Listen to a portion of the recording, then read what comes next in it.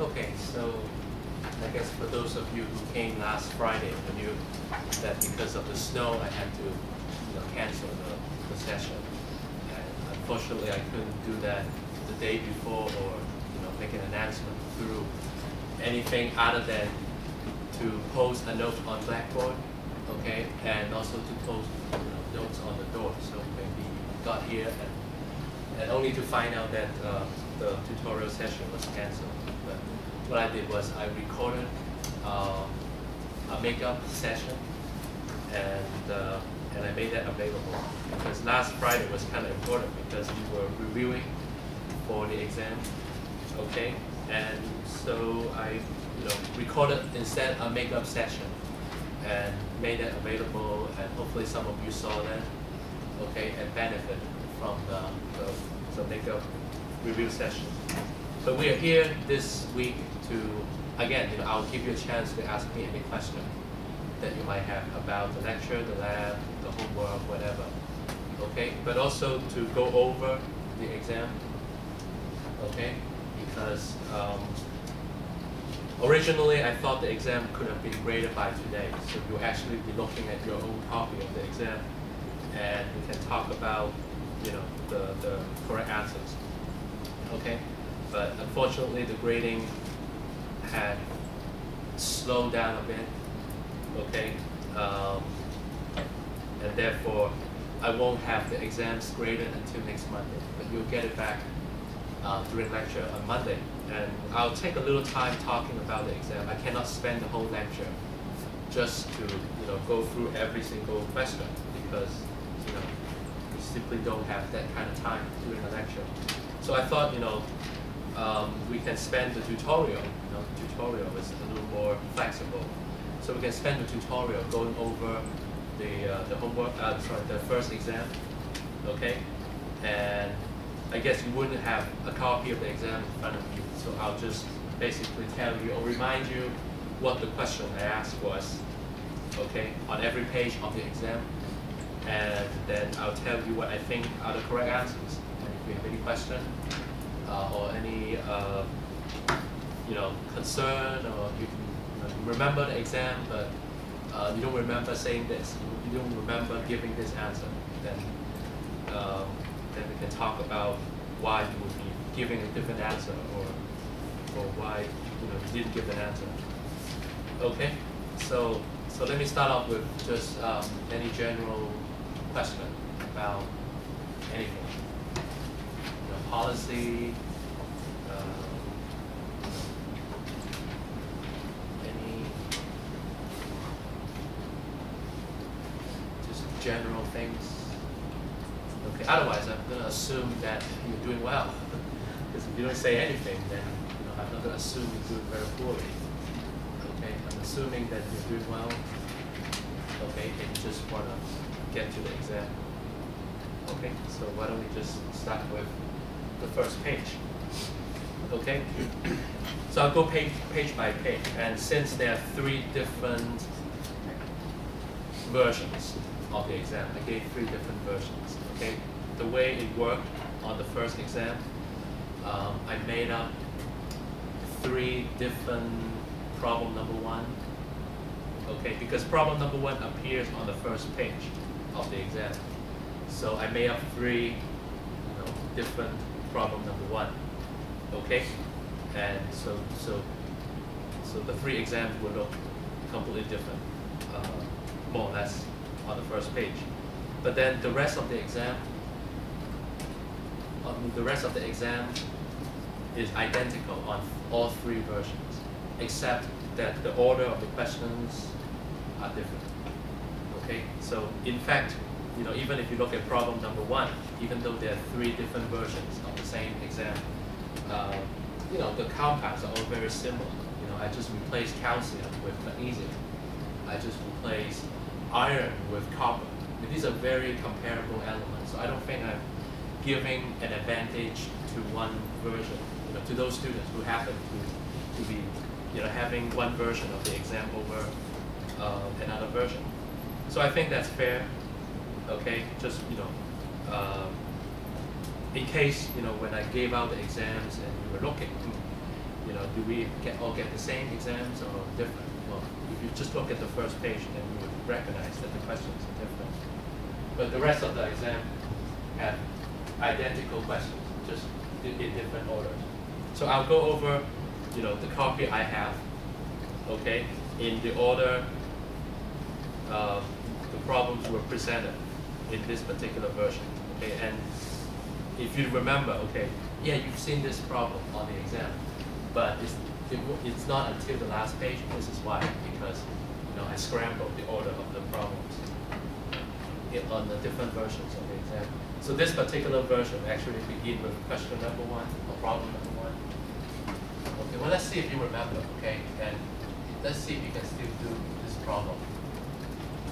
Okay, even though it's after the exam and you're only waiting for the results to come in, but still, this is something you want to know for good, right? You don't want to just know it for the exam. You want to know it so that you can do it anytime anyone asks you to, like in this problem, just give the chemical formula, correct chemical formula for the following compounds.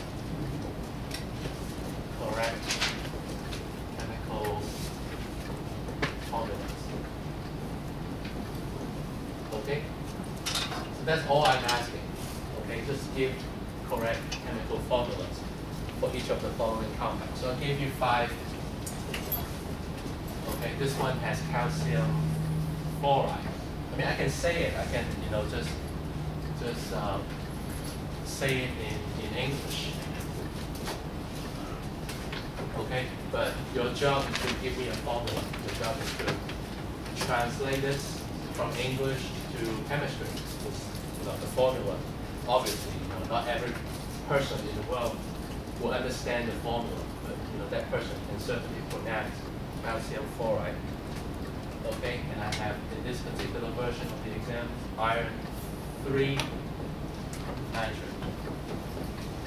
Okay, and I also have nitrogen triiodide, nitrogen triiodide, and I also have aluminum sulfide. Aluminum sulfide. And finally, I have sodium hypochlorite. Again, if you look at the English, I'm sure if you know basic English, basic pronunciation, then it's not a problem for you to just call out these compounds. But it takes someone who knows chemistry to be able to write the formula, right? To be able to say, okay, calcium fluoride, chemically, what is it? Okay. So we went over this during lecture, and I expect you to be able to give me the correct formulas for these 5 different compounds. Okay? So I'm going to give you the correct answers. Okay? And then you can tell me, okay, which one do you think require a little more explanation? So here we go. CaF2 is calcium fluoride. This is the correct answer. FeNO3 in parentheses and then a 3 outside. That's iron 3 nitrate. Nitrogen triiodide is Ni3. Okay? And aluminum sulfide is Al2S3. Al2S3 like this. And sodium hypochlorite is NaClO. NaClO. Okay? If you have a different version of the exam, I replace magnesium. I replace calcium by magnesium. So you might have magnesium fluoride instead of calcium fluoride. Okay? And proper formula for magnesium. Did I spell it wrong? I think I did. Yeah, that is U. So FLUORide.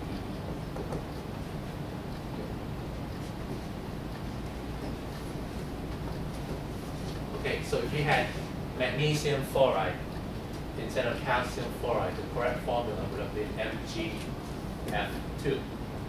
And I also replaced copper, but replace iron with copper. So you might see copper, and instead of 3, it's copper 2. Okay, copper 2 nitrate. And if you see copper 2 nitrate, the correct formula should have been CuNO3 and a 2 outside the parentheses. Okay? All right, any discussion? Any discussion of this problem? Did you get them all right? Sure? You think so? Okay, that's good. I mean, which one seems to be most difficult? Or which one you did get, if you're honest, you just messed up, on a particular compound. If you don't mind telling me right now, then we can discuss it. Yeah. For the endings like I, D, E, and right. the other endings that have a certain number that go with it? Not really. The only thing I can say about the ending is that if you recognize the IDE, some of these has IDE, this one is IDE, this one is IDE, that's it. Over here, you have just one of them being IDE. You see the IDE? Okay? That means the compound has only 2 elements. That's about it. The compound has only 2 elements. So this one is just calcium and fluorine. This one is nitrogen and iodine. This one is aluminum and sulfur. Just a compound with only 2 elements. Okay? But if you see, things like ATE or ITE, okay, that means you got to look them up because if you see ATE like this one and this one is ITE, okay, again this one is ATE, that means there is a polyatomic ion.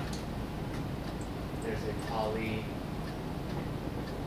polyatomic ion in the compound. Okay? Well, except maybe for one case I can think of, which is the one that involves ammonia. Okay? So sometimes you may see this compound, ammonium chloride. Okay? Well, you see the IDE here, and I said, well, if you see IDE, that means the compound has only 2 elements. Well, this one has actually 3, nitrogen, hydrogen, and chlorine. And the reason is not because of what I said before wasn't true. It was because of this special case here, the ammonium. Okay, ammonium is also polyatomic, one of the polyatomic ions. And therefore, I look at chloride, I know this is just, it comes from chlorine. It comes from chlorine. But I recognize also ammonium. Okay, and ammonium has a special formula, it's NH4 positive. This is ammonia. So I said to myself, well, I recognize the chloride, okay, it's IDE, so it's not one of the polyatomic ions, and therefore I just put the chlorine with the proper charge, okay? And I recognize ammonium, and I know ammonium is NH4 positive, okay? This is from a table in the book, and I mentioned the table several times in tutorial, and I think I mentioned this also in lecture. But it's, I think, table 2.5 in chapter 2 will be one of the few tables in the textbook that I would ask you to actually at least copy the whole table onto your note sheet, or have it memorized, have all the information memorized. Because otherwise, there's no way you will be able to tell what is ammonia, because it's not very intuitive. Right? It looks like it's from ammonia, but unless you know what is ammonia, it's very difficult to determine. So it's NH4 with a positive 1 charge, that's ammonia. So when I put the formula of this compound together, it's 1 ammonium to 1 chloride, okay? Because it's +1 and -1, okay? Just one of each would be enough to make a neutral compound. In fact, what I noticed when I was grading some of the exams, is that students like to keep the charges while you're writing the formula of the compound. Okay, but if you open up your textbook and start reading these chemical formulas, they don't have charges, right? Okay, it's not customary for us to put charges on these compounds. Okay, in fact, that's why when we write these formulas, every one of them should have an overall net charge of 0. Each one of these should have an overall net charge of 0. If we meant for something else, if we don't want to form a compound which is neutral, then we would actually do something like this. We would actually put a bracket over and put a charge on it like this. Okay, but otherwise, normally when you write the formula for a compound, you write it so that it's neutral. Okay, and even though these are not necessarily bad information, I mean, the ammonium ion does have a positive 1 charge, and the chloride ion does have a -1 charge, but we have to keep them hidden. Okay, maybe that's the part some of the students don't understand. You have to keep them hidden. Okay, because we're not accustomed to be looking at charges in the formula. So it's just NH4Cl for ammonium chloride. But this is about the only example that I can think of that involves a compound that ends in IDE, but has more than 2 elements in the formula of the compound. Otherwise, they're all binary. Binary, and also binary. The ATE and ITE are polyatomic, which means that they will have at least 2, if not more, elements in the ion itself.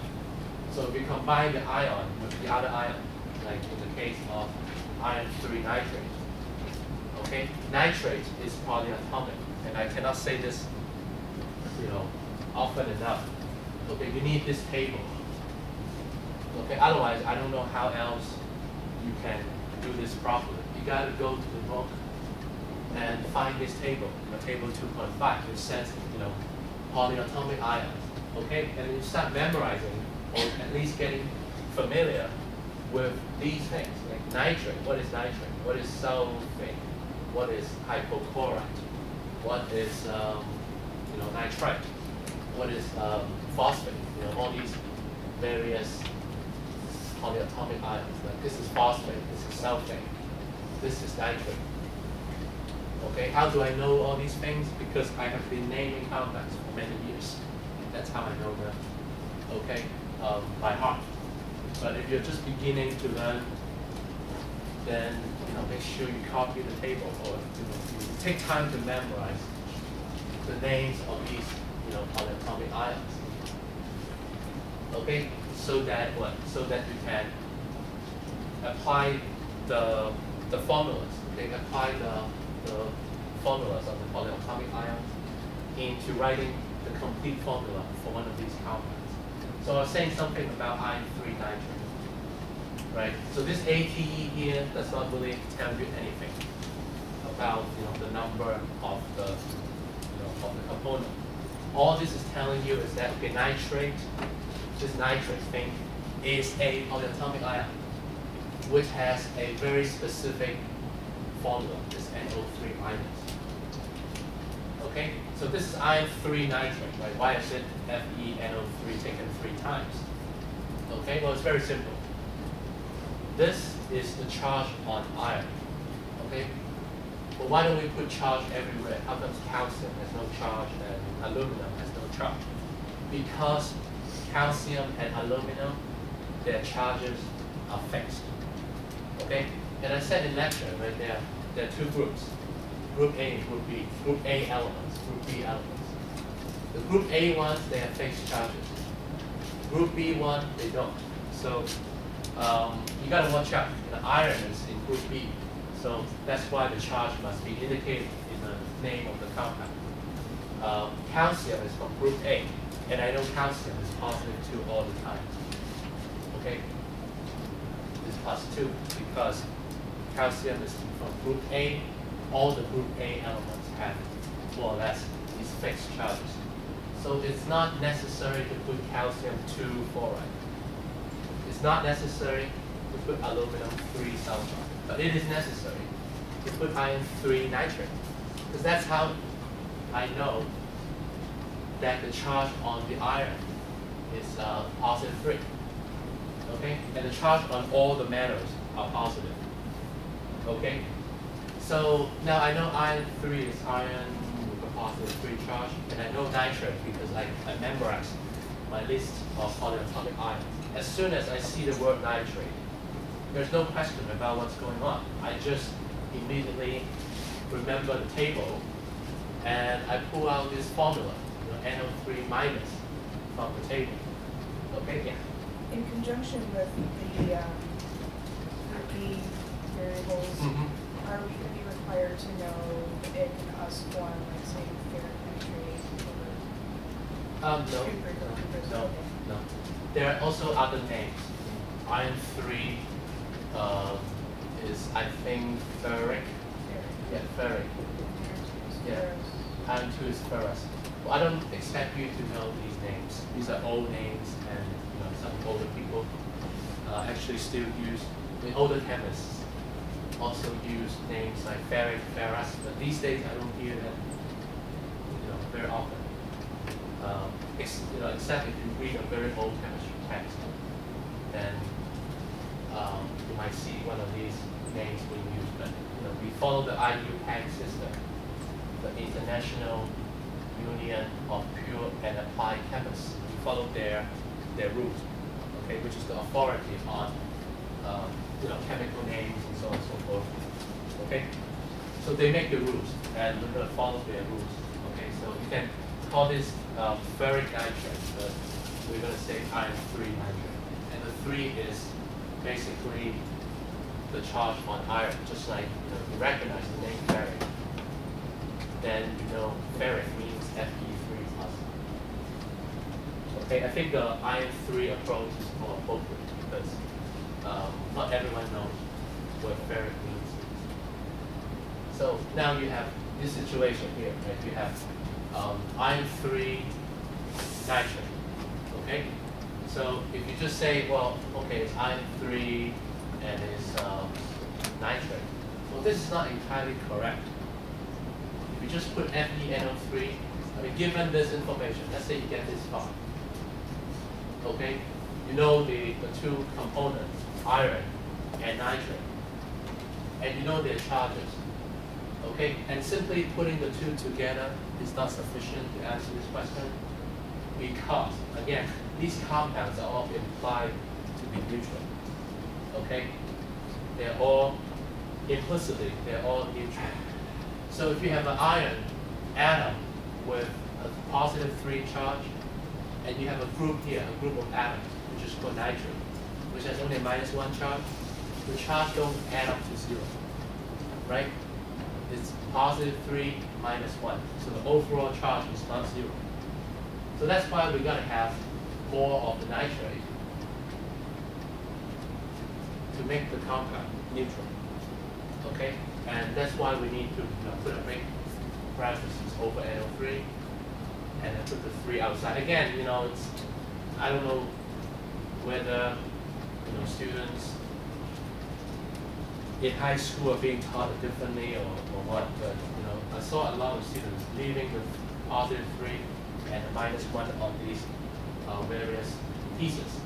Okay, so my suggestion, I repeat this in lecture on Monday, is just take them off. Okay, once you finish writing the formula of a compound, if you think this is reasonable, just erase the charges. Okay, or cross out the charges. Otherwise, okay, your formula will not be entirely correct. Okay, so that's all I can say about the ending, ATE, ITE, and ITE. Okay, other questions about this one? Okay, these all look reasonable, right? CAF2, so it's not CAF, it's CAF2 because CA is from group 2, so it's positive 2.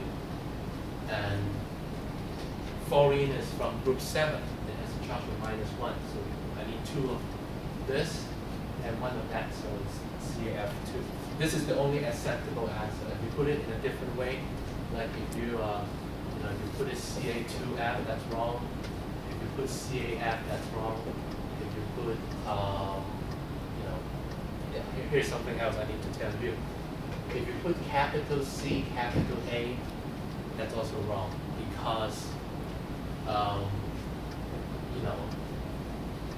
like in the case of cobalt, you may not notice, you may not have noticed yet, but the element cobalt, C-O-B-A-L-T, right?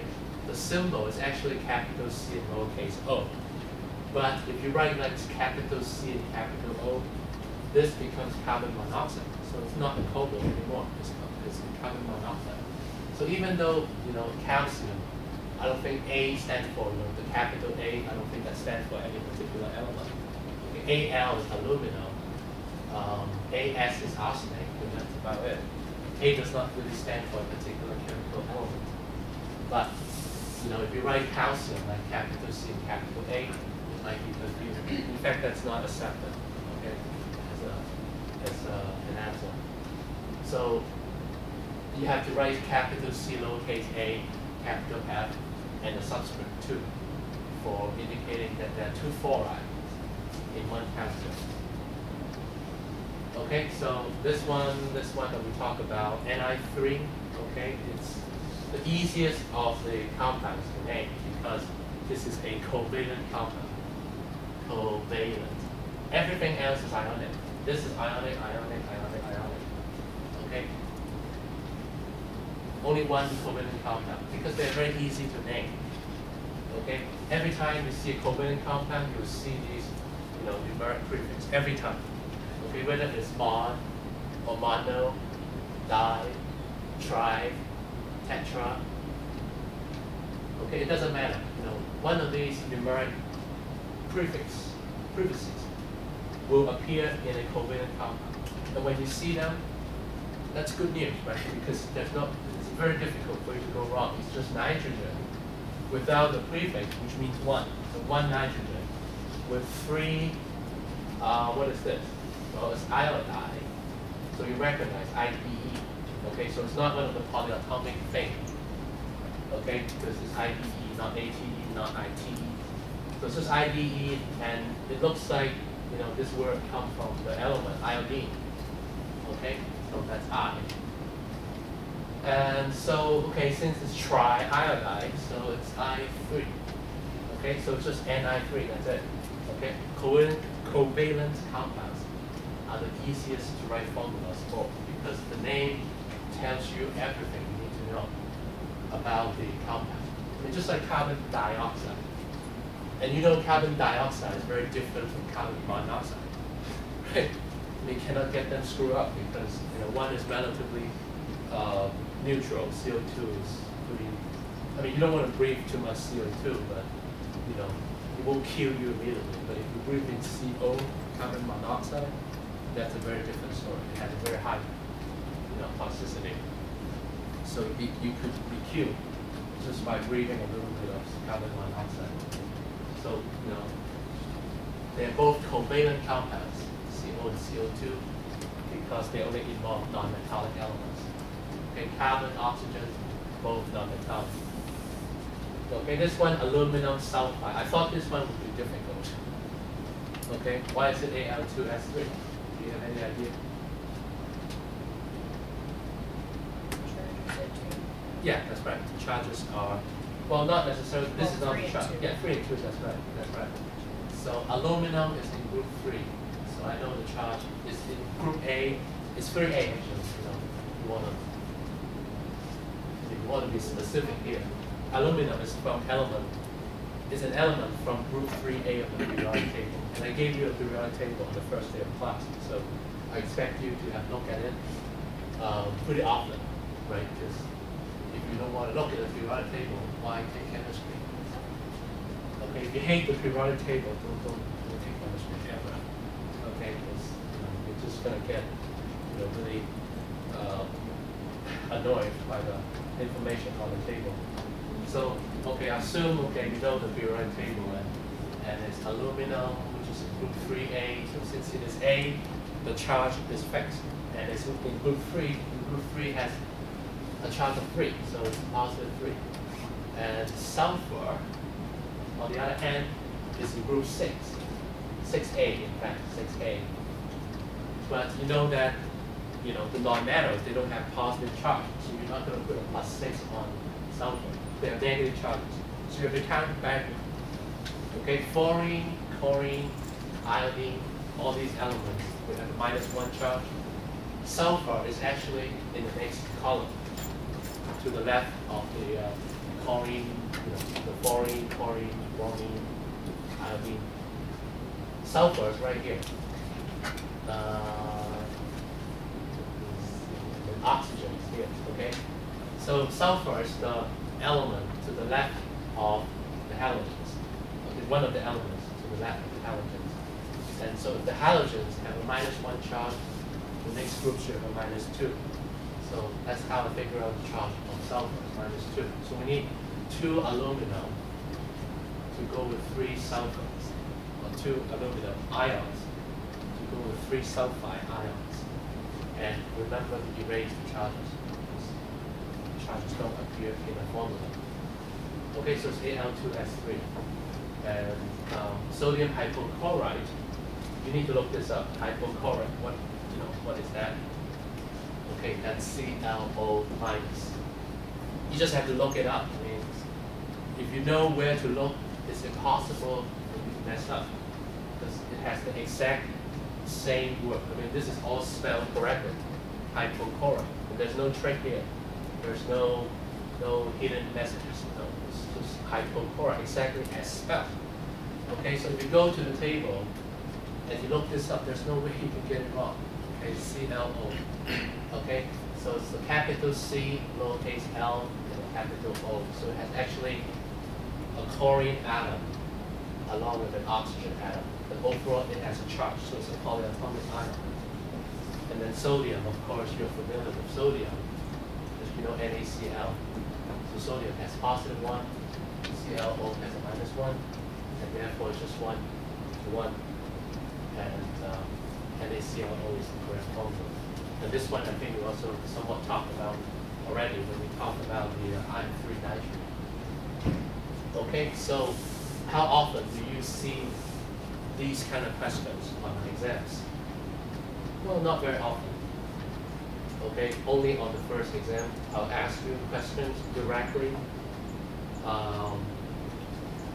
In terms of, just give me formula if I give you a name, or if I give you the formula, you give me the name. This is the only exam that you're going to see this kind of question. Because, not that because you don't need to know this for the other exams, but we would have moved on from here, okay?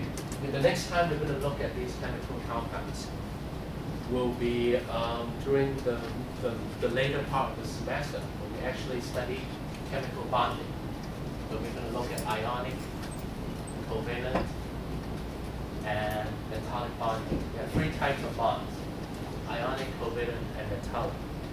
Okay, so when we look at these different types of bonding, we are going to revisit, chemical compounds, because, what explains what's going on here, or what explains, difference between ionic and covalent compounds, and their properties. This compound will have very different properties compared with, this compound, because one is a covalent compound, the other is ionic. Okay, that's where we are going to revisit, these various chemical compounds. But, as far as the upcoming exam, exam number 2, I'm not going to bother, because I assume that after you take exam, you took exam number 1, you would have studied some of these ideas, okay? And even if you miss some of these questions on the first exam, you would go home and, and kind of catch up, right? Okay, I missed the first one, I know I get some of these and I missed the last one. We'll find out why. Okay, figure out what made you miss it. Okay, if it's little things that you just forgot on the exam or during the exam, that's fine, I guess. Minor things are not problematic usually. But if you have no understanding If you have absolutely no understanding what I just said for the first, half an hour of the session, okay, then it is a more serious problem. And you gotta admit, okay, you can't just say, well, I know I have a problem, but I'm just gonna wait and see what happens. Okay, hopefully the problem will go away. Okay, well, I can tell you right now, it will never go away. I mean, how can you know? How do you get to know chemistry without knowing the elements, without knowing their properties, without knowing how to properly write the formula for a compound? I mean, that's just so basic, and yet it seems to be so difficult for some of you taking Chem 15. Okay, but that's problem number one, which is quite straightforward in my mind, just asking you for some formulas. Now, problem number two on my version of exam number one is the one involving statistics. Okay, the calculation of average, standard deviation, and so on. So it's problem two, and it says, okay, you have concrete. Okay, so some guy just came and measured some concrete samples. Okay, and so we got a series of 8 samples. And I'm not going to give you the numbers here because when you get back your exam, next Monday, you can keep your copy of the exam for reference, for studying. Okay, so you'll have these numbers eventually. But basically, I gave you, sample number 1 all the way to number 8. So this guy determined the density of different concrete samples, from this to something like 3.92. I mean, these are not ranked. Okay, these are just random samples, 1 through 8. And so these numbers are not, from the lowest to the highest. It's just 8 different trials and 8 different. Actually, there are some repeats. I think one of the numbers is repeated. 3.92 came up twice amongst the 8 samples. So, okay, so you have 8 concrete samples and you determine the density of each of the concrete samples. Now, the first question I asked is to apply the Q test. Okay? Apply the Q test to see if you can reject, one of these as the outlier. So let me, if you don't mind telling me, how many of you actually remember rejecting something from the data set? Okay, so 1. Okay, well, let's figure out, okay? Again, I appreciate your willingness to share, okay? Because, right now we're talking about exam questions, so you may get it wrong, actually, but let's see. So let's calculate the Q value from well, let me give you the numbers so you know what I'm talking about here. Okay? In fact, there aren't that many numbers, so I should just have you to refer to your exam. I should give you these numbers.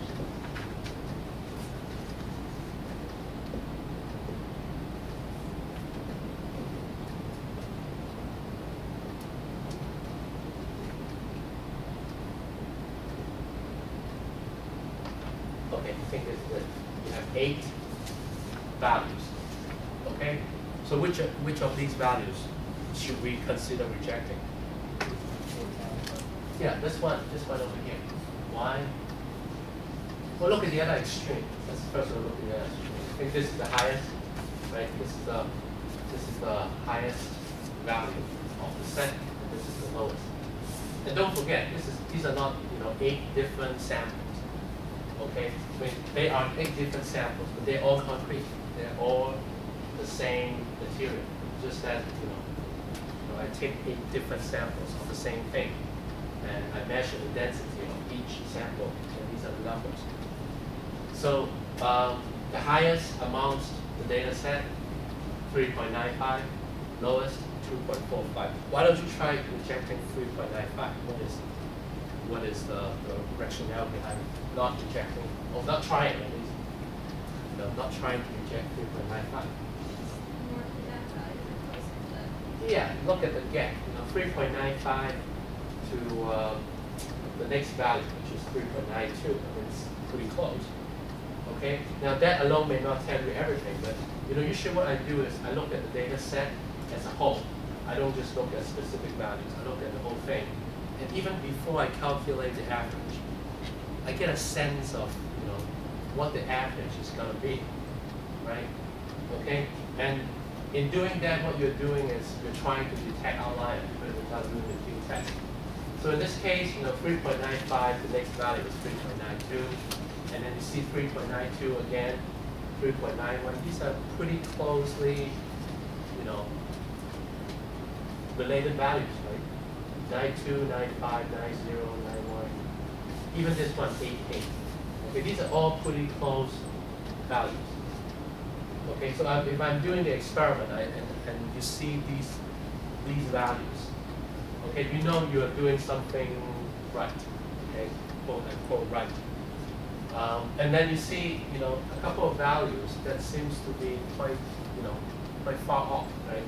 You see the 2.60, which is pretty far from the rest of the values, which is around 3.9. I would guess the average would be about 3.9. And then you see this one 2.45, right? Well, from 2.45 to 2.6, that's called the gap. Okay, and this is a gap of what? 0.15. Okay, the gap between 95 and 92, 0.03. So this is why, okay, those of you who selected to reject or to try to reject 2.45 from the data set is correct, because this gap is, oh, I'm sorry, yeah, well, wait a minute, yes, this gap is large. Okay, not only that, 2.45 and 2.6 has a wider gap, but 2.45 and 2.6 are just almost two different from the other 6 values, right? You have 2 that are out here, and then the rest of them are centered around a very different average. Okay, in fact, 2.45 and 2.6 are possibly errors. But the Q test can only be applied to one of them. So I have to apply the Q test to 2.45. And so what I do is I calculate the gap and I calculate the range. Okay, and the gap is, in this case, 0.15. Okay, if you get negative 0.15, just take out the negative, because it's absolute. I just want to know the size of the gap. I don't know, which number to subtract from. Okay, so you should end up with positive 0.15, and the range is basically from the lowest to the highest. So I take 3.95 minus 2.45. The range turned out to be 1.5. And so divide the two numbers to get over the range equals to 0.1. Okay, and one of you asked me during the exam, okay, whether this number can be larger than 1 or not. So what do you think? The Q value, can it be greater than 1? Will it ever be greater than 1? No, right? Because the whole range is this wide. Okay, the gap is usually a lot smaller. So, what's the chance that the Q value will end up being greater than 1? Never. Okay, because the range is always bigger than the gap. This is always just a percentage, a fraction of the whole range. So it's 10% of the range. Okay, should we reject 2.45? Okay, the next step is you need to look up QC. Okay, critical Q value, and this value is given to you on the test. Okay, and I gave you a table really. And the way to look up the QC value is you recognize the number of data points total, which is 8. And there's no calculation here. You just recognize from the table, or just download the information from the table. So that when n equals to 8, QC equals to 0.526. Okay? 0.526. Now what are you going to do with the information you just added up? Well, QC is the critical Q value. It tells you that if the percentage of the gap from the range is higher than this percent, then that means the gap is too large. Okay, and that means just forget the data point because it's just one point which is really far off from the rest of the data points. So you could have a distribution here, and then you have a data point out here. So the gap is just too large compared to the range. So in that case, you can reject. But anything below this 0.526, you cannot. Statistically speaking, you cannot reject. Which means that you're looking at possibly a value here or here. Okay, it's a little farther from the mean, but statistically speaking, okay, you should not reject anything that does not pass the Q test. So in this case, because of this, because Q is less than QC, no rejection. So I agree with those of you who said keeping the value 2.45 should be the correct action. So you need to tell me what the Q value is and why you're keeping the outlier at 2.45. Because okay, Q is less than QC. That's one. Okay, so that's part A. So we keep everything. Okay, and you know something is happening here, right?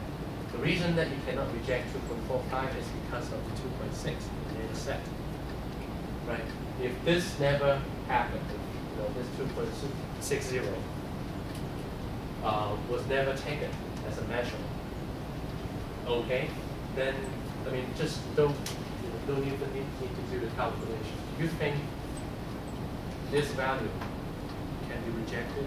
Yeah, I think so, pretty much. Okay, because it's just too far from the gap here, 2.45. The next higher value is 3.88. The gap is huge. Okay, relative to the range. So I'm sure. Okay, if the 2.60 does not exist, then you will have no trouble rejecting 2.45, which tells you something about either the work of this particular person taking the data, or there's something wrong with these concrete samples. Assuming that they all work out, this should happen. We should be seeing a 2.6 here, along with 2.45. But anyway, so no rejection from part A after performing the Q test on 2.45. So now we have to do the calculation based on the entire data set. Part B asks you to calculate the average, which I calculated to be 3.57. Okay, 3.57, and I bring the wrong. Let me see. That's here. Okay, it's 3.57 grams per centimeter cube. Okay, this is the average density of all 8 of the concrete samples. The standard deviation I also asked. Okay. I calculated, and it turns out to be 0.644 grams per centimeter cube. Okay, so these are the numbers I got, and that's it. Problem part B is just calculating the average and the standard deviation of the entire data set. So if you have any trouble calculating these, okay, make sure you get help, because Do we get 1 second off? Do we put down the units?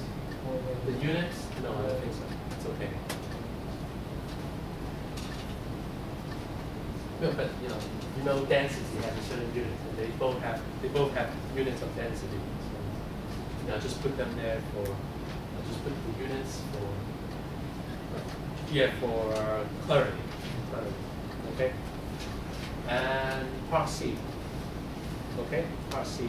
Task C is actually quite simple, because I just want you to take what you got from part B and just take it one more step. To the right, x bar plus minus delta x.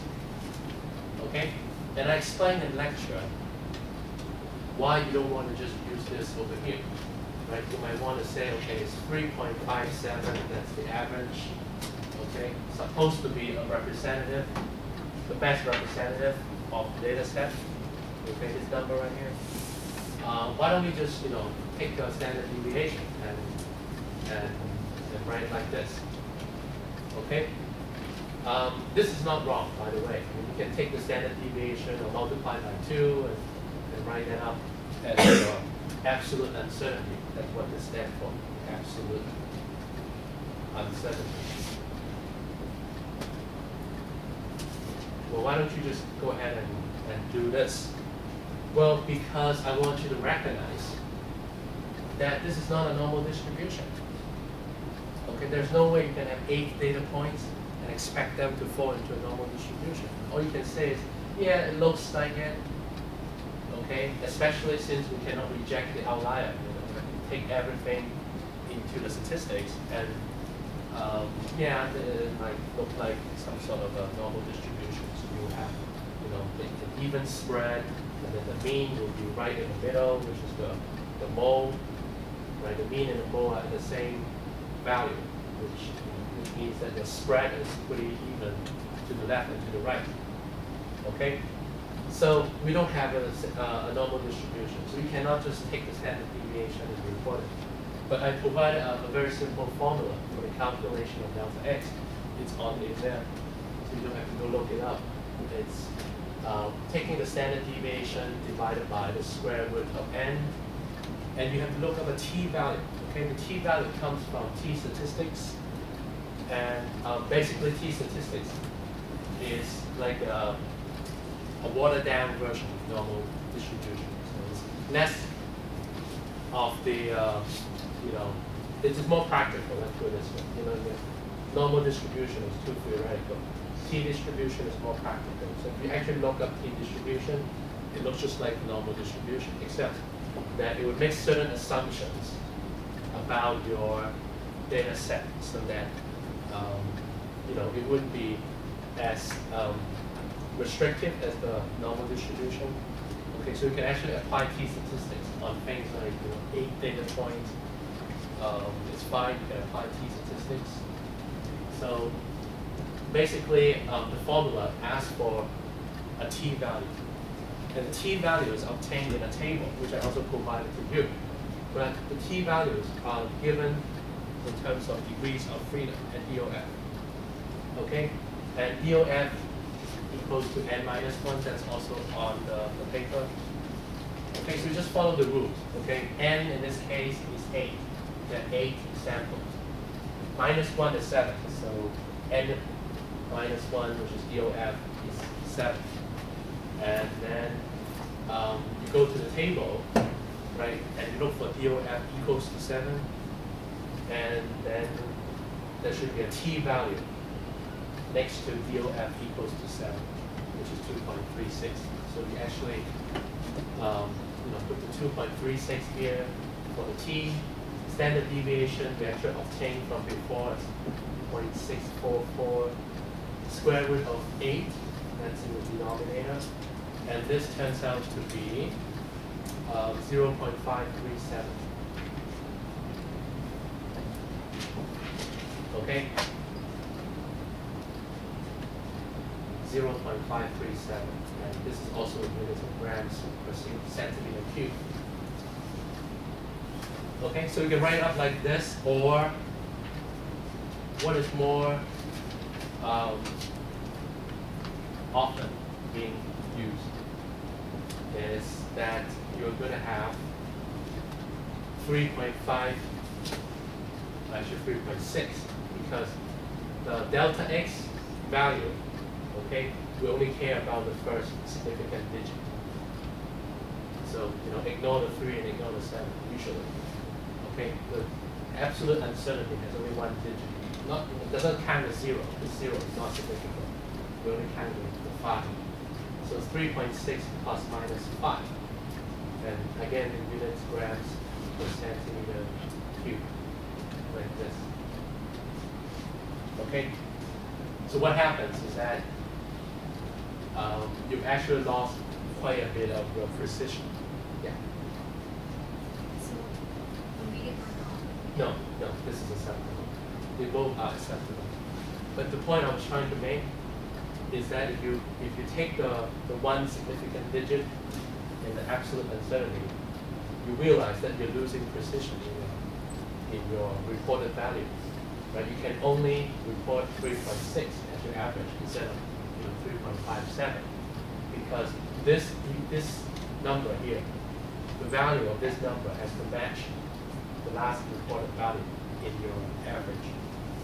Okay, and since the 5 is in the 10th place, the first digit after the decimal point, I have to cut off here, so that the two values will have the same last digit in the same column. So it's the 10th column, right? So 3.57 I have to round up to 3.6 plus or minus 5. Okay, or in other words, you're reporting a range of between 3.1 to 4.1 grams per centimeter cube. This is your interval, it's your confidence interval. And you can tell, what is outside of this. 2.45 is outside, 2.6 is outside, then everything else is inside. Okay, so these two numbers are just very, very problematic in other words to deal with. And statistics is one thing, but these two are just very, very problematic values that statistics cannot possibly handle.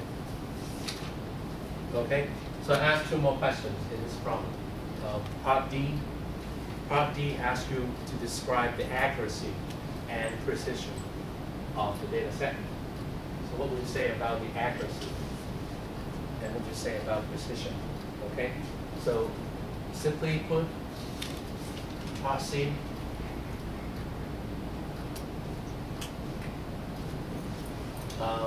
it's not accurate. And also it is not precise. Okay, it's both not accurate and not precise. Not accurate because I gave you the handbook value. So some handbook of engineering actually reported the normal density of concrete should be 2.4 and not 3.6. So the normal density is 2.4 grams per centimeter cube. And if you report 3.6, then you're not accurate. And that's what accuracy means. It's how close your reported value is from the accepted, accepted value. And the handbook is the accepted value. Okay, it's 2.4 grams per centimeter cube. So your determination is off. Okay, that's not accurate. That means not accurate. And not precise because of, again, these guys, troublemakers, 2.45, 2.6, because if your values are precise, then they should be close. They should be close to each other. And the fact that Q-test, when you perform Q-test, it tells you not to reject 2.45. That's actually a sign telling you that 2.45 is going to make trouble eventually. It will, mess up something in your reported statistics. I mean, you did nothing wrong here. I mean, all these numbers are according to rules. But when you evaluate, when you go back and evaluate your reported measurements, you have no choice but to report that you did the experiment the way it was supposed to, but because of these really extreme values, the 2.45 and 2.6, then they mess up your entire statistics. You have an average, which is totally different from the literature. So because of the spread of the values, so it's all about the spread, and the accuracy is about comparing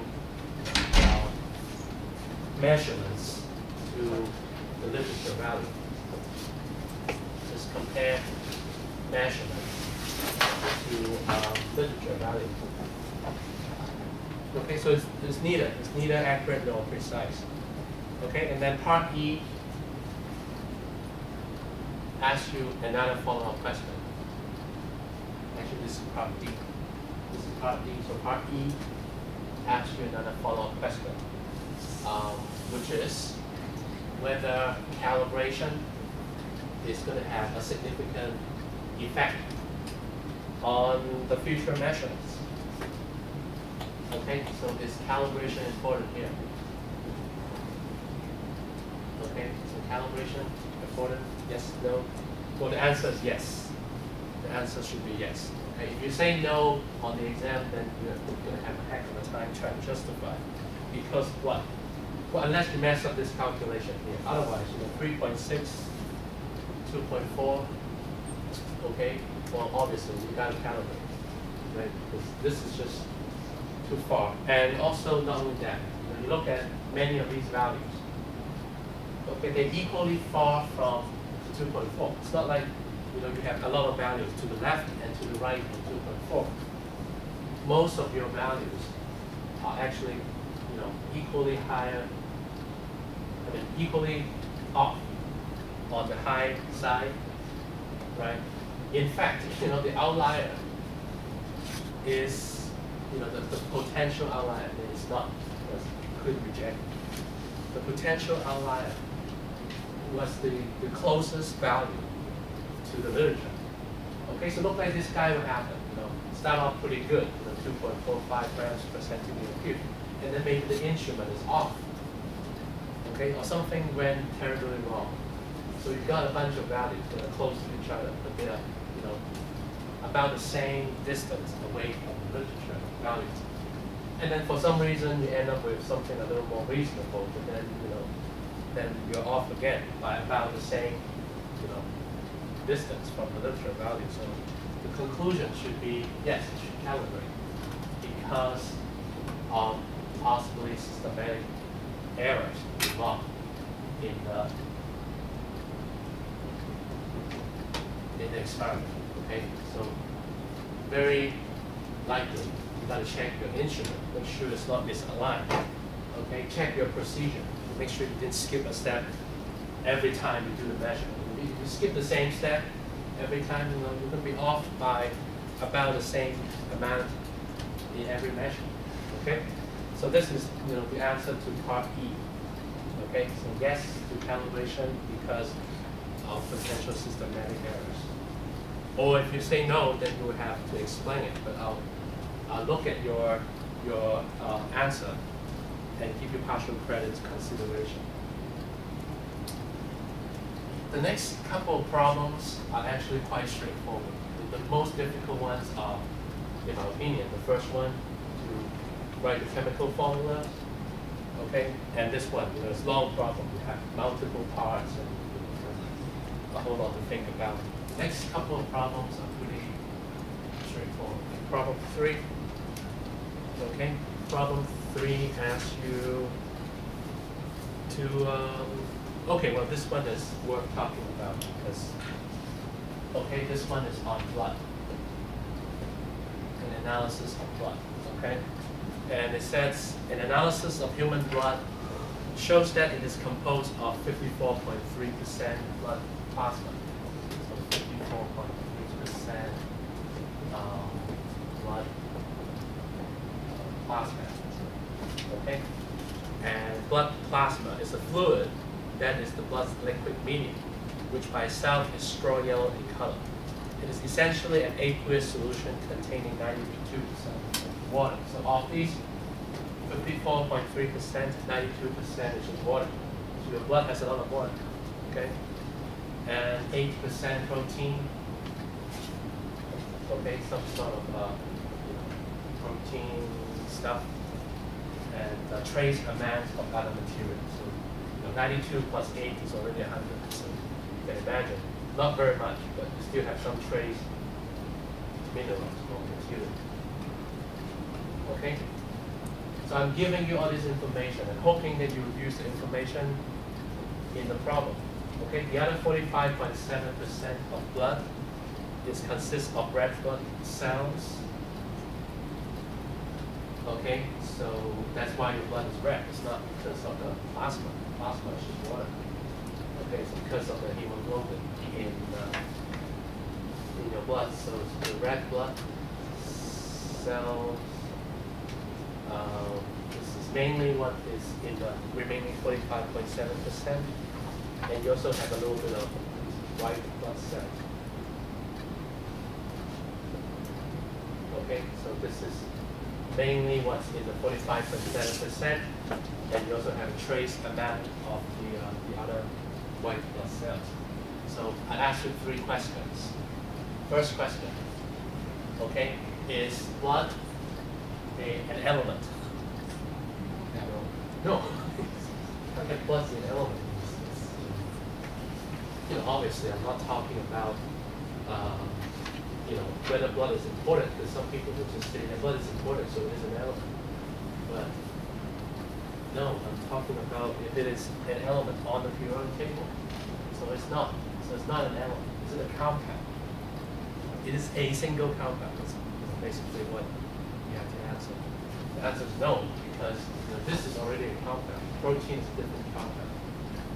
These cells contain basically macromolecules. These are macromolecules. So they're much bigger than water. But this whole thing, this whole cell contains many, many different compounds. So it's not just a single compound. Is it a heterogeneous mixture or a solution? Okay, these two require some consideration. I think it's either this or this. Okay, it's either this or this. Okay, well, the correct answer is both. And I'll tell you why. Okay, why is it both? Well, because first of all, if you think that blood is just blood, when you look at a sample of blood, okay, you can't tell apart these things, right? These are all mixed in together.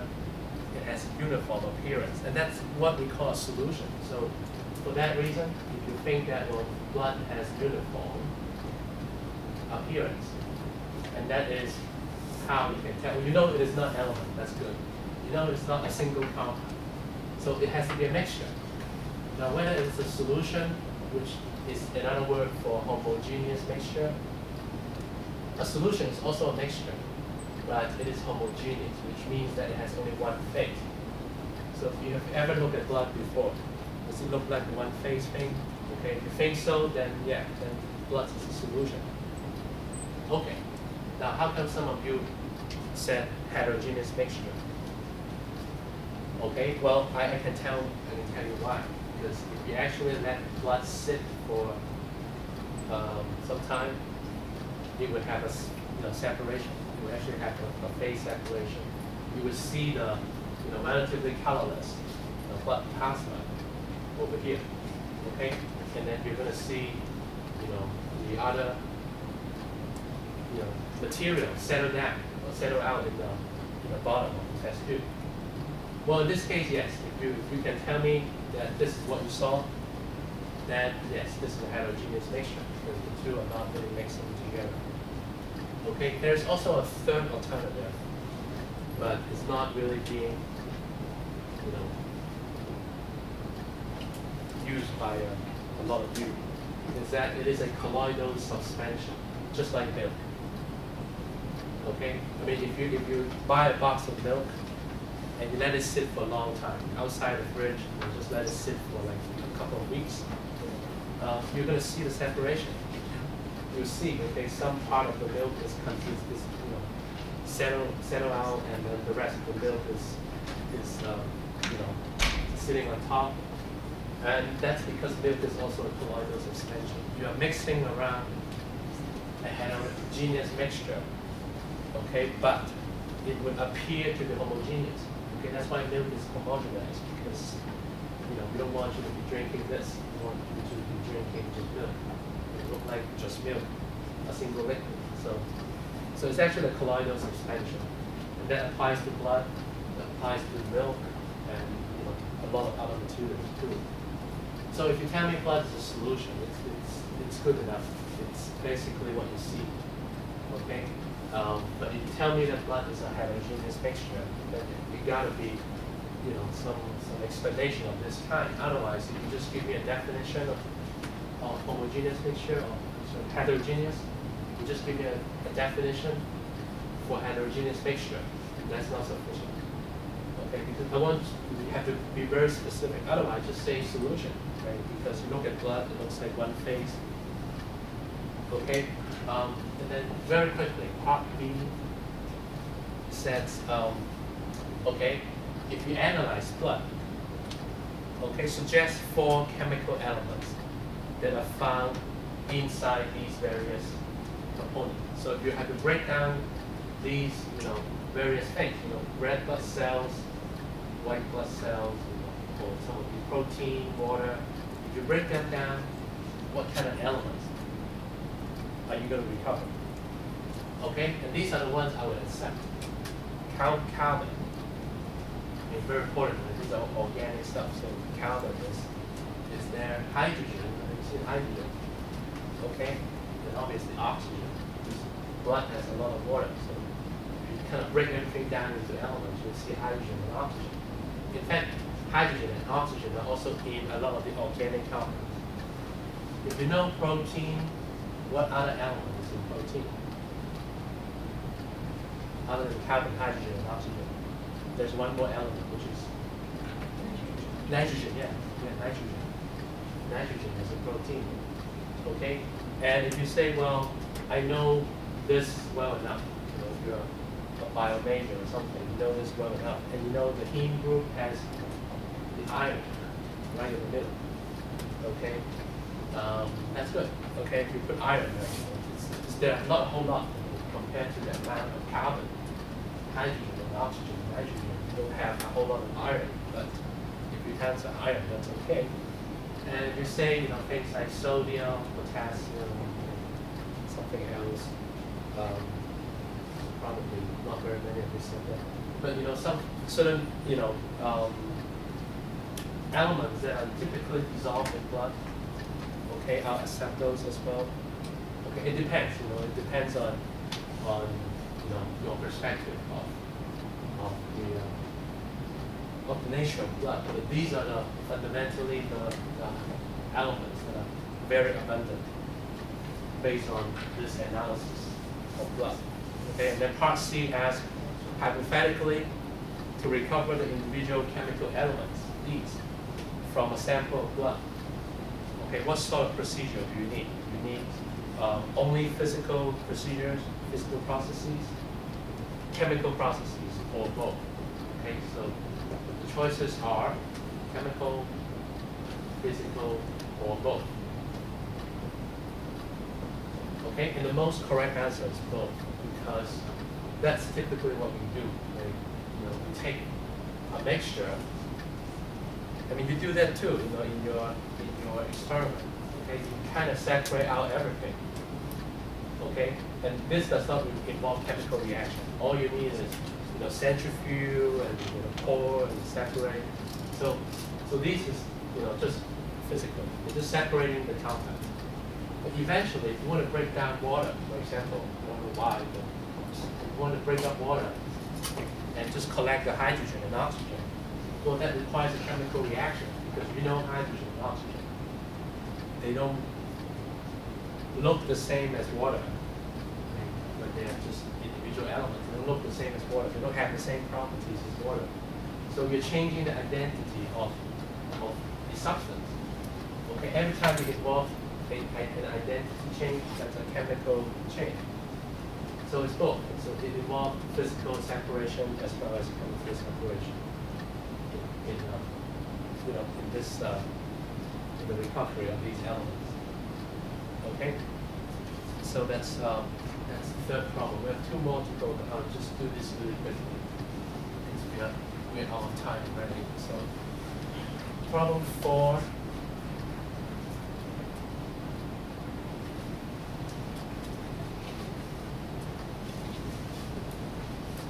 Okay, just going on to problem 4. Asked you to look at an explosive, and I gave you the chemical equation for the explosive, C3H5 and 3O9. So this is the explosive. This is called nitroglycerin, NG, nitroglycerin. And so when it explodes, it forms N2, CO2, H2O, and O2. Okay, so this is this guy basically breaking up into all these various compounds. So the first question I asked you 4 questions. The first question I asked was, is the reaction redox or non-redox? Okay, so either non-redox or redox. Okay, and the correct answer is what? Yeah, redox. It is redox. Okay, why is it redox? Yeah, because there are only 2 kinds of non-redox reactions. Okay, there are only 2 kinds. Acid-base. Okay, right? Because if you think of acid-base reaction, okay, which is basically this, right? This is the acid, this is the base. I mean, in the most fundamental way, if you look at acid-base reaction, this is the acid, this is the base, and we form water. There's not any change in the so-called oxidation number, right? This is +1 going into water is still +1. This over here is -2. I mean, we haven't talked about this yet, and I don't expect you to know oxidation numbers. But if you're using that as your basis for analysis, then there's no change in oxidation numbers. So it's a non-redox reaction, acid-base. Likewise, for precipitation reactions, there will not be any change in the oxidation number. So they're non-redox. Okay? But since this does not look like an acid-base reaction, no acid, no base, and there's no precipitate, right? All these are atmospheric gases, O2, H2O, CO2, and N2. So chances that this is actually a non-redox reaction is slim. So it's not a non-redox. It's not one of these 2. So this is a redox reaction, okay, because it is a decomposition reaction. The oxidation number actually changed. Like for oxygen, it goes from -2 to 0. Okay, the oxidation number actually changed. For some of the other elements will also involve changes. Okay, but the most fundamentally, because it is non-acid-base and non-precipitation, therefore it has a very good chance of being redox. And in fact, it is redox. Okay, every time you take a large compound and then you break it up into a number of elements, okay, there's a very good chance that you're going to have a redox reaction. So just based on the fact that it is decomposition, you can tell already that it is redox. Part B is actually very simple, because I tell you that the reaction, this reaction right here, generates a lot of heat. Write a thermochemical equation for the reaction. Well, so what you're doing is basically copying the whole reaction. Okay, so you copy the whole reaction, but you have to decide where to put the heat. Okay, whether on the left-hand side or the right-hand side. Because if the reaction requires heat, we put the heat on the left-hand side.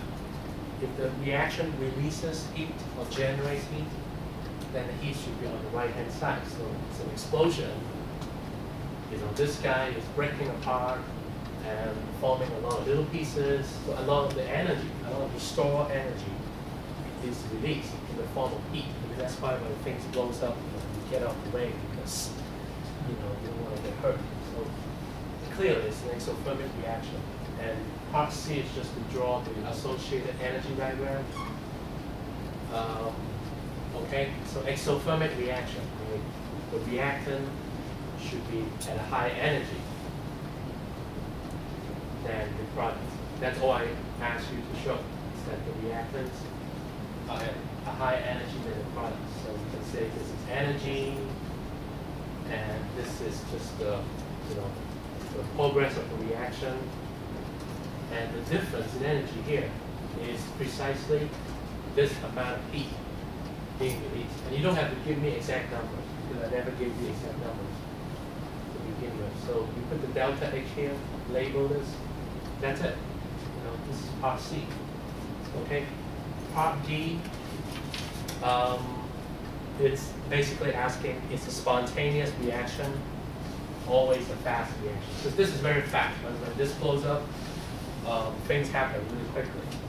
Okay, but is it true that all the spontaneous reactions are fast reactions? Well, the answer is no. Because you could also have a spontaneous reaction that is slow. And you know, I gave this example very often. It's just your the reaction inside your body. They're very, very slow. Okay? It's very, very slow. Everything that's happening inside your body is very, very slow. So for those of you who are in biology, you know that almost every little process has an enzyme involved. Okay, an enzyme is really to speed up the reaction a little bit, so that the reactions can actually go to completion a little faster in the body.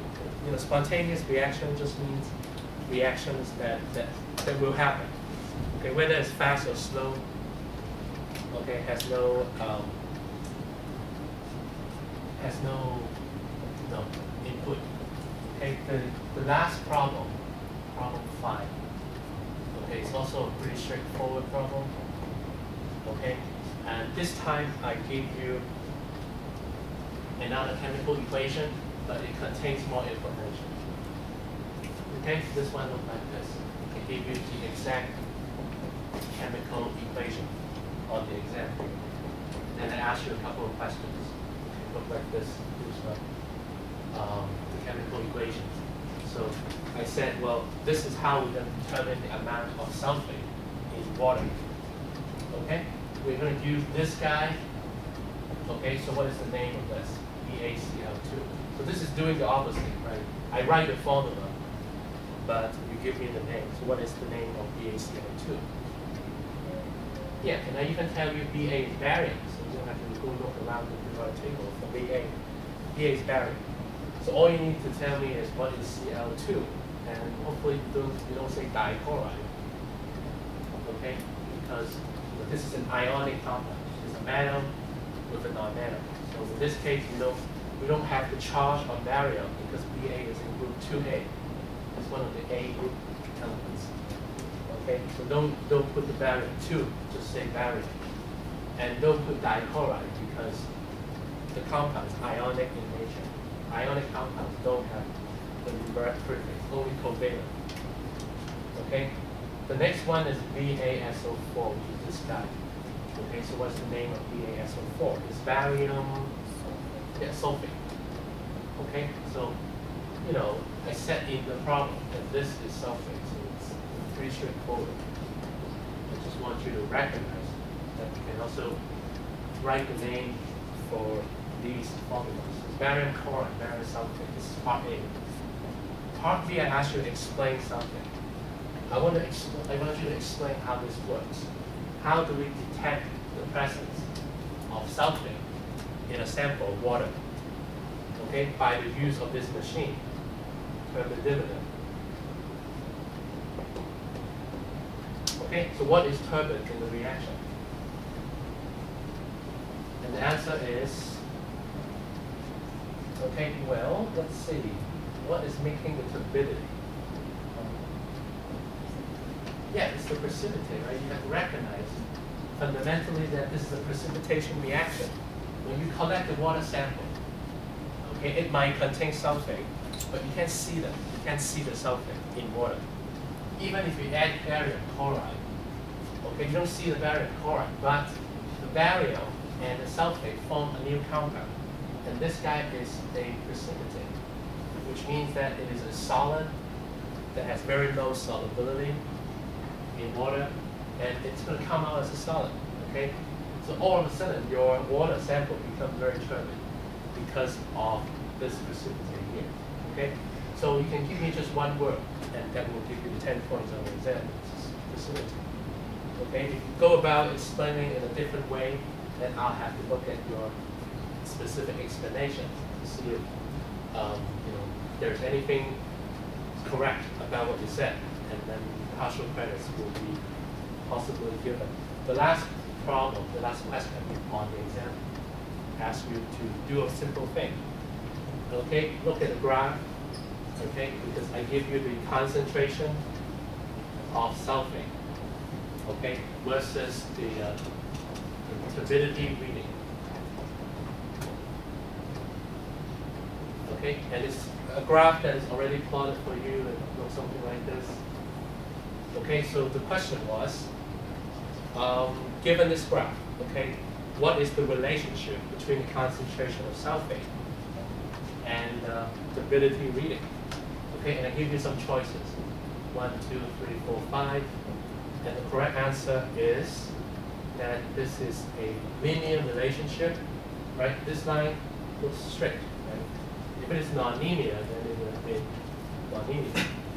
Okay, but this line looks straight, so it's a linear relationship, and the proportionality is direct proportional.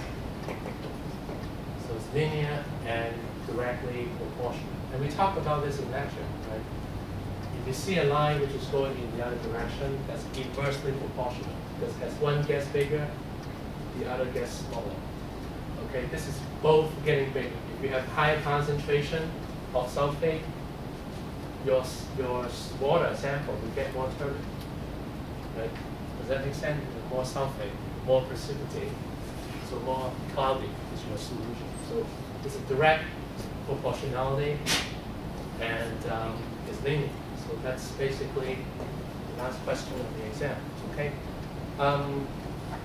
If you have any general questions that I have not been able to provide answer to, okay, just let me know. Okay. Otherwise, you'll get your exam back on Monday, and then you can review the way that you're being graded, and if you think that there are certain things that we've overlooked. Okay, so let us know. We'll be happy to discuss. Yes. The sign in is, I forget the attendance sheet again. So I'll give you a blank sheet. Just use this page here. Give me your name, and I'll give you back your comment. Monday.